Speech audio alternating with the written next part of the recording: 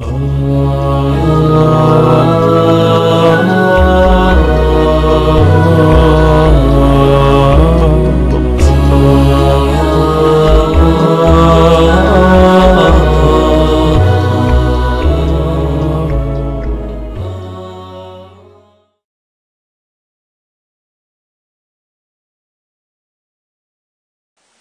alaikum wa rahmatullahi ta'ala wa barakatuh.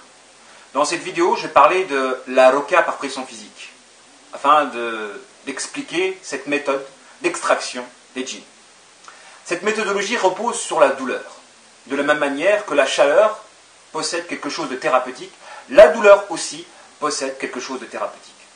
En effet, la chaleur permet de stériliser des produits comme le lait. Elle permet de détruire des virus, de tuer des virus, comme elle permet de soigner des tumeurs. À l'exemple de la radiofréquence qui permet de soigner des tumeurs du foie, par exemple. Donc la chaleur possède quelque chose de thérapeutique.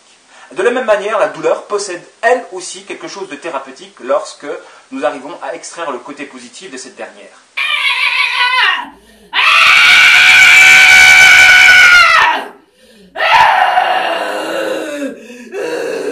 Tu veux sortir?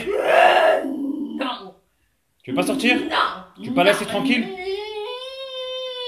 Non.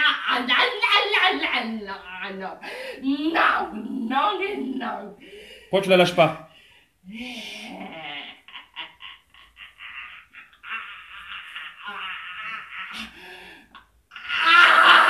Aïe. Aïe. Tu vas mourir si tu restes dans ton corps. Tu veux sortir? Ah oui. Ça fait combien de temps que t'es là? Ça fait combien de temps que t'es là? Mais pourquoi t'es rentré? Pourquoi t'es rentré? Pourquoi t'es rentré? Elle est à moi. Pourquoi vous faites ça? Pourquoi tu veux pas sortir? Pourquoi tu veux pas sortir? Pourquoi tu veux pas sortir? Faut qu'elle souffre. En effet, la définition d'un démon, c'est un être qui voit dans votre souffrance son propre bonheur, qui aspire à jouir de votre propre malheur. Donc un diable, qu'il soit djinn ou humain, c'est un être qui se réjouit de vous voir souffrir. Donc qui fait de votre propre souffrance son propre bonheur.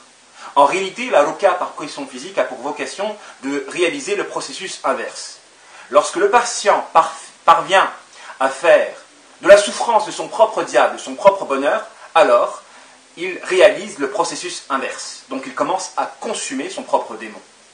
Il commence à consumer son propre démon. Car dans le cas, lorsque le démon est présent dans le corps de l'humain, et qu'il parvient à patienter, parce que comme il est dans le corps de l'humain, il y a partage d'état, lorsqu'il parvient à patienter sa propre souffrance pour vous voir souffrir, en réalité, il a fait de votre souffrance son propre bonheur, même s'il doit passer par des désagréments à l'endroit de sa propre personne. De la même manière, lors de la ruqya par pression physique, le patient a le devoir de patienter la douleur que nous allons exercer en son corps, moyennant les différents points d'application de pression, pour pouvoir atteindre son démon. Et donc, dans ce cas de figure-là, le patient a le devoir de faire de des propres désagréments de la ruqya par pression physique une voie thérapeutique pour pouvoir consumer le diable qui est à l'intérieur de lui. Donc, l'objectif est de réaliser le processus inverse, faire en sorte que le patient puisse trouver du bonheur à voir son propre démon souffrir à l'intérieur de lui-même, moyennant la ruqya par pression physique.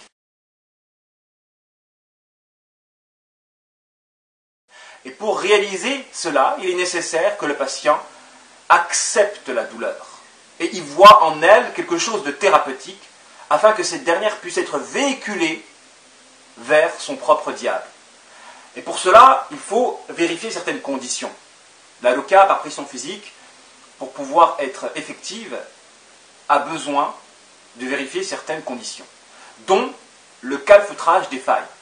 Pour que la ruqya par pression physique soit efficace, il est nécessaire que le patient calfeutre ses failles. C'est pourquoi la ruqya par pression physique est indissociable d'une thérapie par laquelle nous pouvons localiser les différentes failles qui font la force du démon.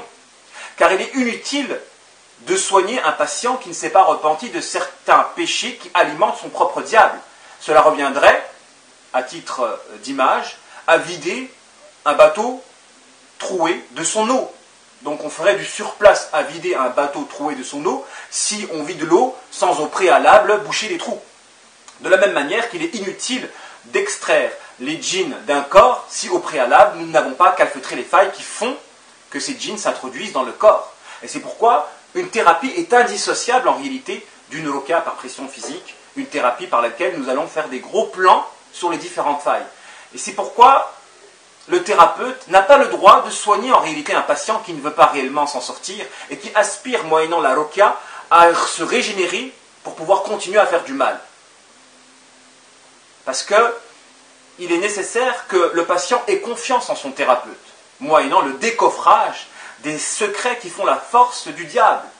En réalité, le diable peut s'incruster en l'être, moyennant des secrets, des traumatismes cachés qui permettent justement l'entretien de sa présence. Et c'est pourquoi le thérapeute a le devoir de faire un travail d'investigation afin de trouver les éventuels éléments qui font cette liaison entre le démon et le patient, moyennant le décoffrage des secrets. C'est pourquoi, en réalité, lorsqu'il n'y a pas de confiance entre le patient et son thérapeute, il n'y aura pas d'efficacité dans la ruqya. En réalité, le patient doit s'allier avec son thérapeute contre le démon, moyennant le décoffrage des secrets qui font justement cette liaison forte entre le démon et le patient. Entre autres, parmi les autres causes qui font des blocages, il y a les blocages psychologiques. Lorsque le patient a peur de faire une crise, lorsque le patient est focalisé sur l'un des thérapeutes, lorsque le patient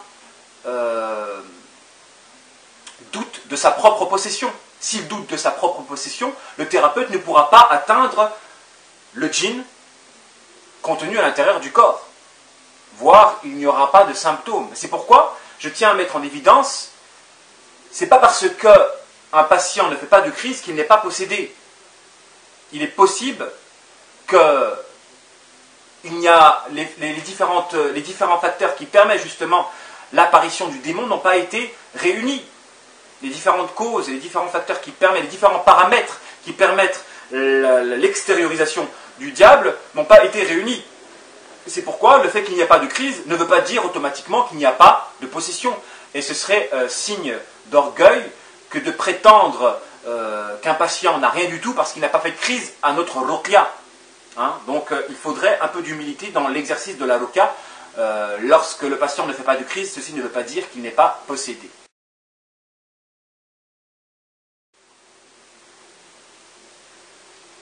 Donc il est important pour le thérapeute de veiller à ne pas soigner un patient qui n'aurait pas calfeutré ses failles au préalable, car dans ce cas de figure, en réalité, c'est comme si la lumière était au service des ténèbres.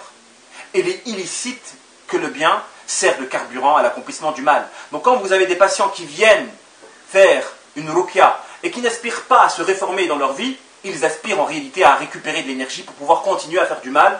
Et dans ce cas de figure-là, le bien serait au service du mal, et le démon se réjouirait de faire de la bienfaisance des croyants un moyen de se renforcer dans l'accomplissement du mal. C'est pourquoi nous avons le devoir de ne pas aider une personne qui ne veut pas s'aider soi-même. Et généralement, ces personnes-là, lors de la ruqya par pression physique, ne supportent pas la douleur. Parce que lorsque la douleur est trop intense, ceci indique qu'il y a écartèlement. Parce que la ruqya par pression physique nous permet aussi de faire du profilage.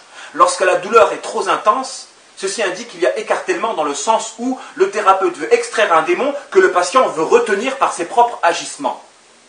Donc quand il y a écartèlement, ceci indique que la repentance n'a pas été faite. Et il est inutile de faire une ruqya par pression physique à une personne qui ne s'est pas repentie.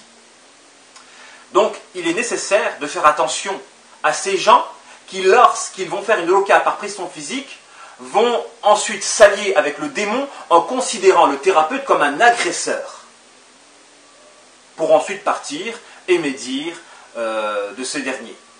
Donc ces gens-là, en réalité, dès la base, il faut s'attarder sur les différentes causes qui font la force de leur démon en leur être, pour pouvoir analyser et voir s'il y a nécessité et utilité à appliquer une ruqya par pression physique.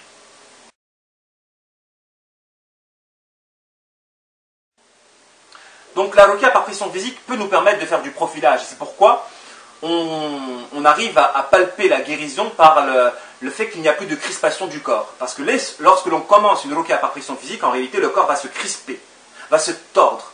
Et lorsque cette crispation disparaît, ceci indique qu'en réalité le démon a été consumé moyennant la douleur.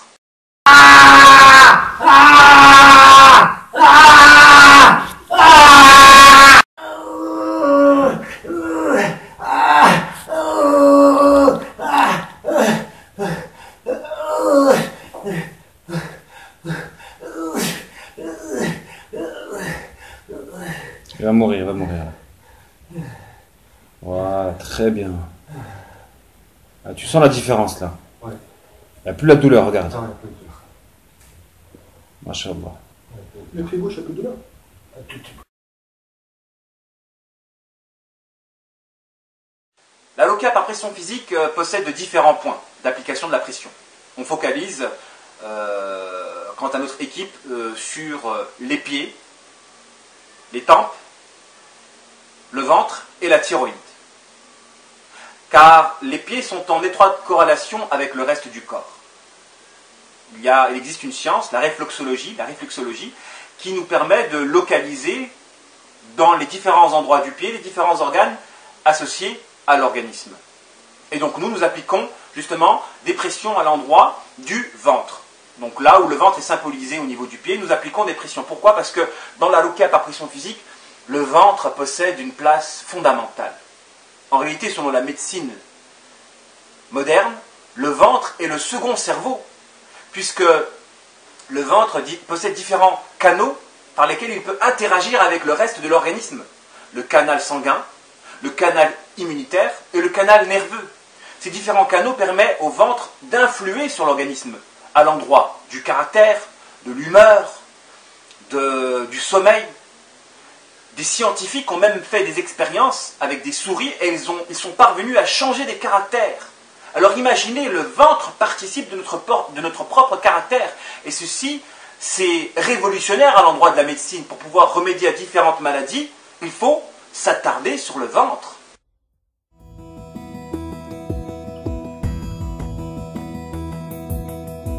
Les recherches récentes ont permis d'établir que notre ventre est un cerveau, le deuxième cerveau avec 200 millions de neurones indépendants.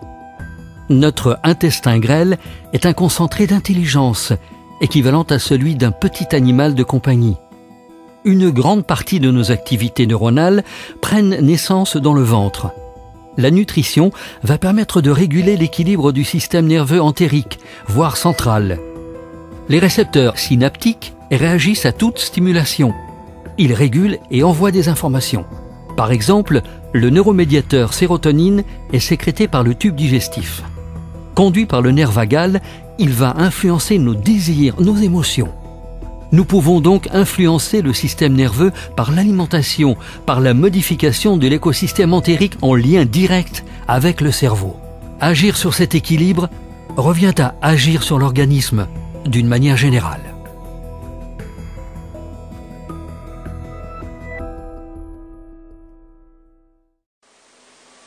Or, dans la ruqya par pression physique, nous accordons une grande importance au ventre, car nous pensons qu'en réalité, ce dernier est l'endroit où se localise le qarin, dans son projet de prendre le contrôle de notre être. Et c'est pourquoi la ruqya par pression physique a pour vocation de nettoyer le microbiote, de nettoyer cette flore intestinale qui fait justement la force de ce démon dans sa volonté de nous déstabiliser à l'endroit de notre être. C'est pourquoi nous remarquons que lorsqu'un enfant est affecté, nous nous orientons directement vers la mère.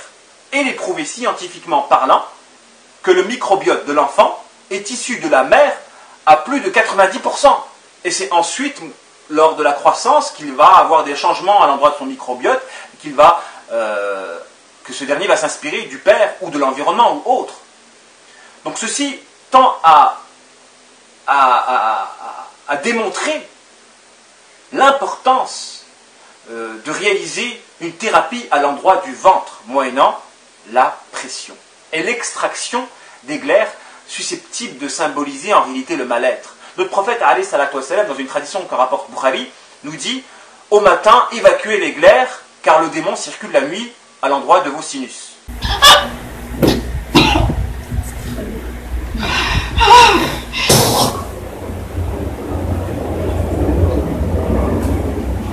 Donc, par l'extraction des glaires, nous pouvons quantifier la guérison. Et c'est pourquoi, lors de la ruqya par pression physique, nous aspirons, moyennant une pression à l'endroit de la thyroïde, à extraire les glaires de notre organisme pour pouvoir nettoyer notre flore intestinale à l'origine de différents maux qui font notre mal-être. Et nous avons remarqué que des maladies comme l'angoisse ou autres se résolvaient par l'extraction de glaires. Et les patients ont témoigné qu'à cette extraction-là, ils ont récupéré un bien-être quantifiable à la quantité de glaires extraites. C'est pourquoi il est fondamental justement d'explorer cet aspect de la thérapie afin de pouvoir remédier à des maladies de manière efficace. Et la médecine actuelle justement se penche sur cet aspect thérapeutique à l'endroit du ventre pour pouvoir explorer de nouvelles méthodologies de guérison.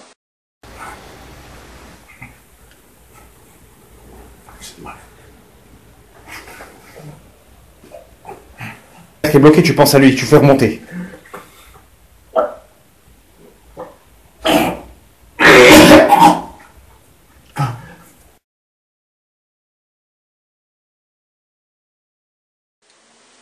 Et je tiens pour finir à mettre en garde contre ces pseudo-thérapeutes qui possèdent des prénoms à consonance musulmane. Ces gens qui ont étudié la psychologie occidentale et qui ne croient pas en la possession. Et qui, lorsqu'ils ont affaire à des patients qui possèdent des caractéristiques de la schizophrénie, comme une pensée désorganisée, une paranoïa à l'endroit du fait que toutes les personnes leur en veulent, ou leur veulent du mal, et des west-west tellement impactants qu'ils se voient et s'entendent dans la réalité, donc des hallucinations. Lorsque vous avez ces pseudo-thérapeutes qui, lorsqu'ils ont un patient vérifiant ces différentes caractéristiques, et qui les envoient automatiquement vers des psychiatres occidentaux qui ne croient même pas en Allah subhanahu wa ta'ala, et qui vont faire plus de mal que de bien, moyennant des traitements neuroleptiques qui vont entretenir cette schizophrénie-là, parce qu'il est démontré que les traitements neuroleptiques entretiennent la schizophrénie et poussent le patient à devenir un spectateur de lui-même. Or, lors de la ruqya par pression physique, il est impossible de soigner une personne sous traitement neuroleptique du fait que cette dernière est spectateur de elle-même. On a besoin que cette dernière soit présente afin de pouvoir se battre. Lorsqu'elle n'est spectateur, nous ne pouvons pas atteindre les démons qui le possèdent. Parce qu'on a besoin justement de la participation du corps du patient. Et c'est pourquoi en réalité, les traitements neuroleptiques empêchent le patient de guérir. Et c'est pourquoi ces traitements neuroleptiques en réalité poussent les patients à devenir de simples légumes.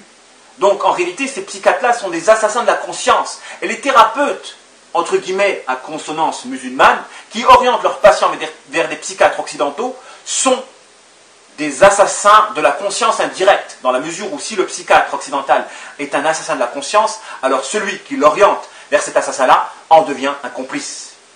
Et c'est pourquoi il est nécessaire de mettre en garde contre ces pseudo-psychologues musulmans.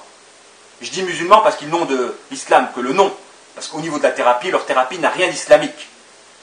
C'est pourquoi je tiens à mettre en garde les parents.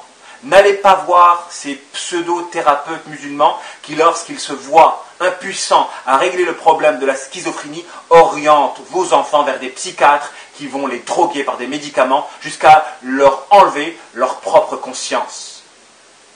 Wassalamu alaikum wa rahmatullahi ta'ala wa barakatuh.